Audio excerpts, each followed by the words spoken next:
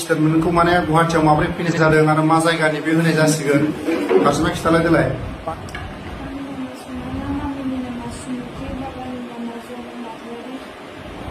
ओमफ्राय हा क्लास 12 बबे कलेजाव फरायोमोन हा ओमफ्राय गामिया फुटबलजरा बेसेबां जाखो बे गुवाहाटियाव फैनाया हा ओमफ्राय बे खामानियाव खेबनैसो थांदो बिदि हा सोरजों मा हारिजों थांदों बर' गोजा अबेनि बर'फ्रा अबेनि मा मावो हा ओमफ्राय बेसेबां बेसेबां होलांखो माने सासे सेंग्राया 10,000 खरि हा ओमफ्राय मा हटेलाव थायोना सोरबा न'आव थायो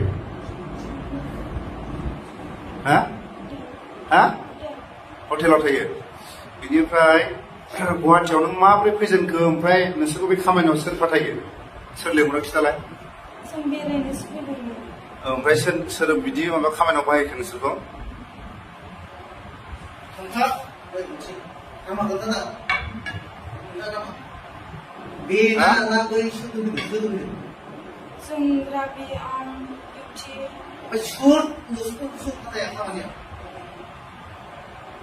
फिसा माबा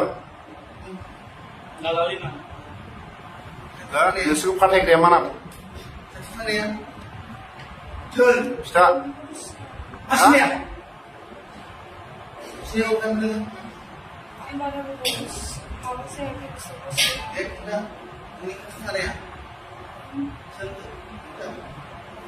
दा न'आव थांफिनना फरायगोन ना मागोन नों माला थांगोन हा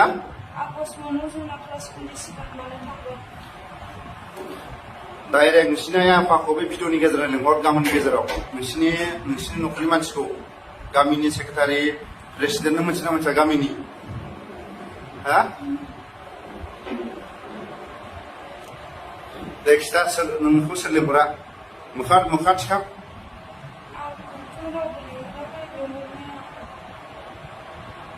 ओमफ्राय बे खामानियाव नोंसोर बेरायनानै लाजिना लाजियाखै नोंसोरो हा दिनै बेसेबाङाव फैदोंमोन बेसेबाङाव होगोन होननानै लिंहरदोंमोन नोंखौ हा माथो बेसेबां होगोन होनदोंमोन हा जायगा हटेलाव थानो होननानै लिंहरदों आरो हा सोर लिंहरनाय हा बिनि हौवाया मा नाम खिथा राज अबेनि बियो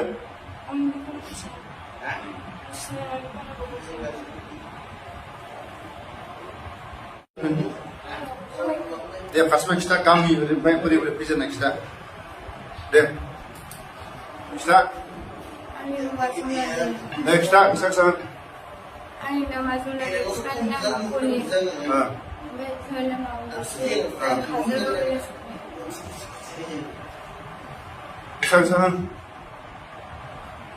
हा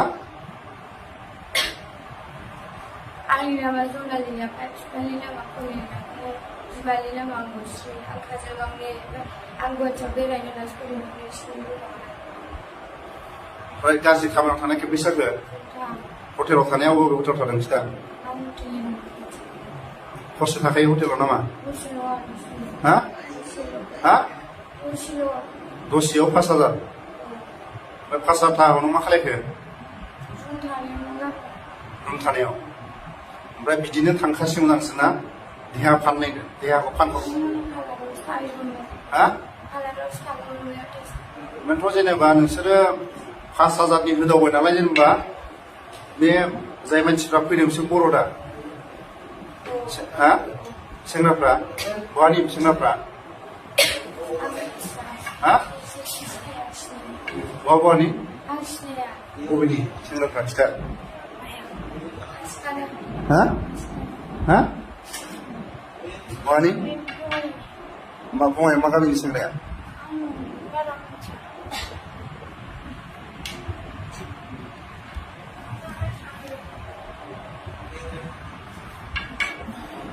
बिसोर गासिबो आरो ना माने 5,000 10,000 थाङो आरो बिसोरो 5,000 10,000 नै बुजिबाय ना 5,000 10,000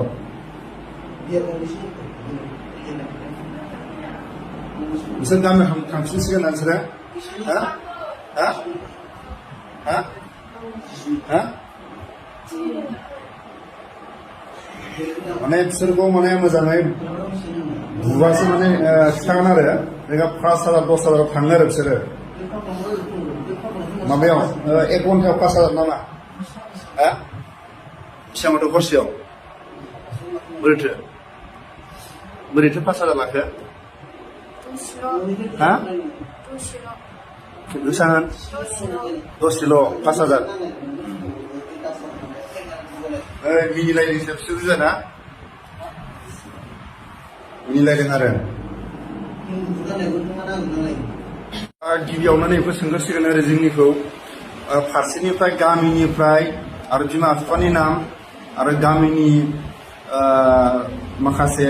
सानैसोनि नामखौ खिथा आरो नोंस्रा न'खराव साबेसे दं आरो नोंनि नामखौ खिथा दे खिथार' माबा हा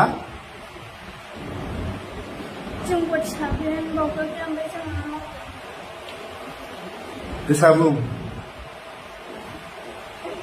ओरैनो बेबायदि गाज्रि खामानियाव खेबबेसे जाखो थांनाया हा खननै ओमफ्राय बेसेबां लाखो फैसाया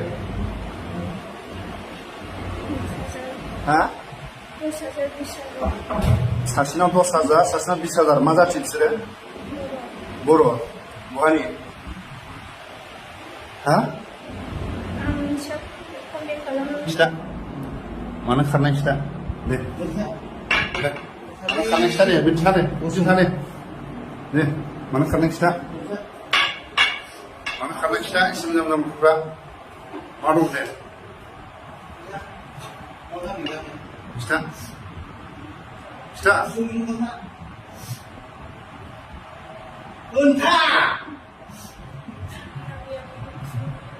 हा बेसां बेबो मोनगोन बेबो मोनगोन थगायग्रा थांनो थाङाखै खिथा थाङा थाङा बिसोरो थाङो दा हा थाङा थाङाखै बे खिथा बेथ' मोनखागोन दे खिथा दे थाङो दा थाङा थाङा खिथा डेन्जार बुस्थु आरो बिसोरना माने खुगा सिया माने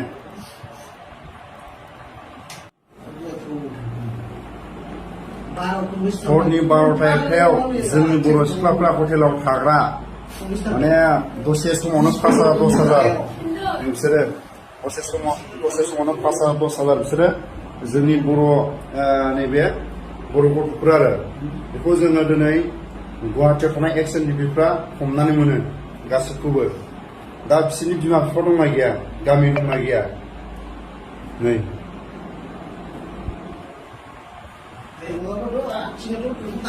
हरनि 12टा 1टायाव एक्स एनडिपिनि अपारेशन गुवाहाटियाव माने गाज्रि देहा फाहामग्रा आरो जाय बिथांमोननि माखासे सिमान दंबावो बिथांमोना जाय लिंकआव फैयो बिथांमोननि मुंखौ जों लाजोब्बाय बिथांमोनाबो माने खारग'नो हानाय नङा आरो दा बिथांमोननि बुंनाय मथेबा माखासे बर' राइडारफोरबो दं होननानै जों खोनानो मोनो बिथांमोननि खुगानिफ्राय आरो जायफोर बिथांमोननि माखासे साप्लाइमेन बिथांमोना माने फ्लेटआव थायो जाहैदों माने थाखा फैसा गोनां गारि गुरा गोनां नायदो